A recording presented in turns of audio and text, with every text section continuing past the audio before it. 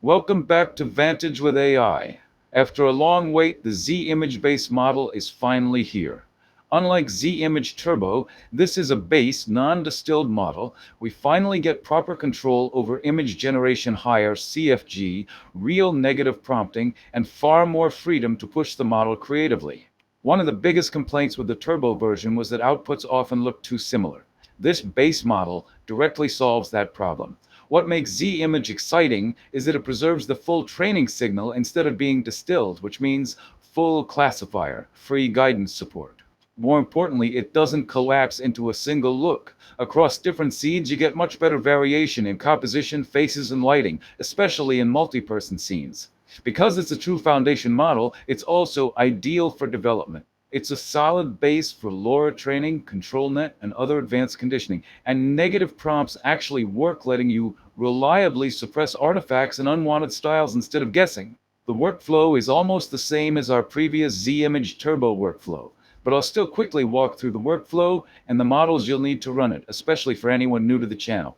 Before we jump into the workflow, let's quickly go over the models you'll need to download. First, grab the Z-Image base model in .Safetensors format. If you're working with limited VRAM, you can use the GGUF version instead. Just keep in mind, when you switch to GGUF, you must enable the GGUF option in the workflow.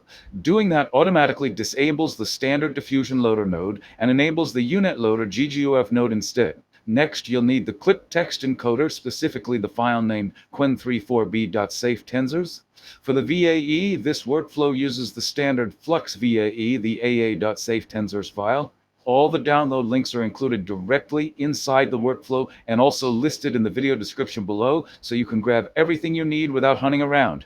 And of course, if you're enjoying content like this, don't forget to like, subscribe, and turn on notifications. It really helps the channel and makes sure you don't miss future updates.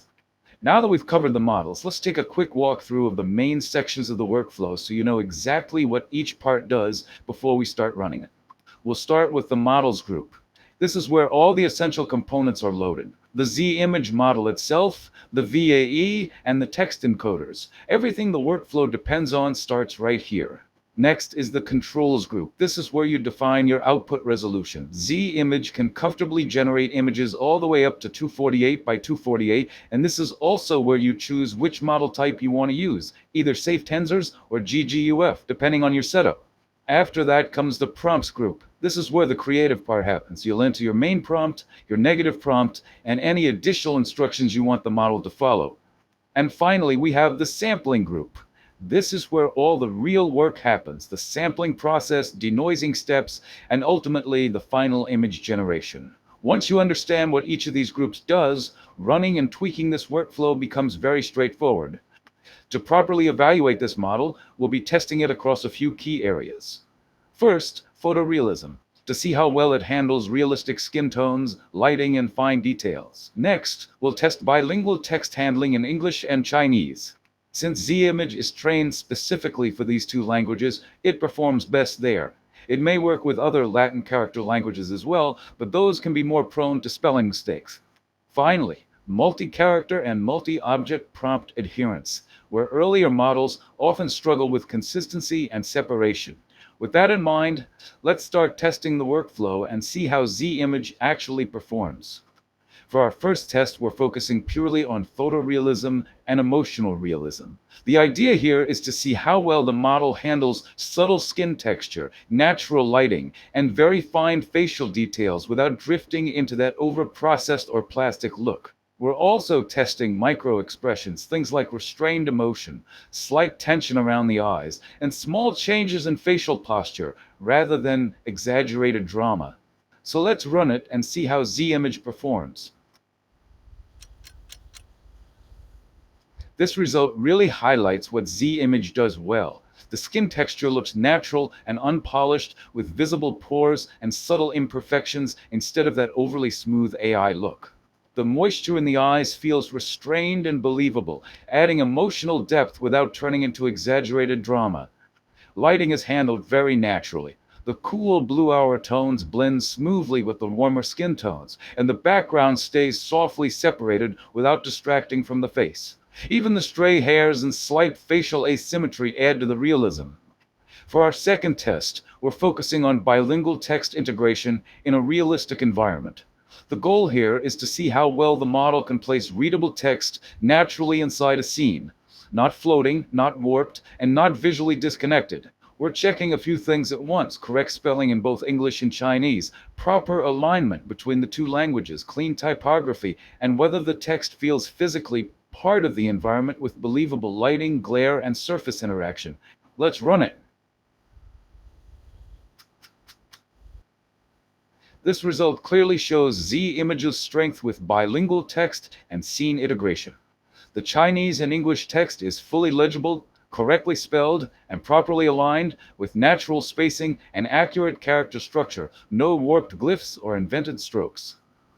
The text also feels physically part of the environment, with realistic backlighting, surface glare, and perspective matching the station wall.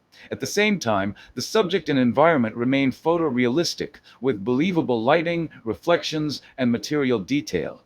For the final test, we're pushing complex instruction adherence. This scene combines multiple people, multiple objects, and very specific interactions happening at the same time. We're testing whether the model can correctly place three distinct characters, maintain unique identities and poses, and handle accurate hand-object interactions, like one person handing over an object while another is actively photographing the moment. Let's run it and see how Zimage performs. This final result is a strong example of complex multi-object instruction following. All three characters are clearly distinct, with consistent identities, natural poses, and believable expressions. The interactions are handled correctly. The woman is clearly handing over a pizza slice. The older man is engaged in the moment, and the younger person is actively holding a phone and framing the shot. Hand-object contact looks natural, and spatial relationships make sense, with each subject occupying a clear position in the scene. So overall, Zimage really delivers where it matters. It brings back proper control with a true base model, better prompt adherence, stronger negative prompting, more variation across seeds, and noticeably improved realism. Whether it's subtle emotional portraits, clean bilingual text inside real environments, or complex multi-character interactions, the model holds up consistently. Yes, it needs a bit more compute compared to Turbo, but the jump in quality and control is absolutely worth it. You'll find the complete ComfyUI workflow linked in the description, along with all the required model downloads, so you can start experimenting right away. If this video helped you, make sure to like, subscribe, and share it with anyone exploring advanced image workflows in ComfyUI. As always, this is Vantage with AI, and I'll see you in the next one.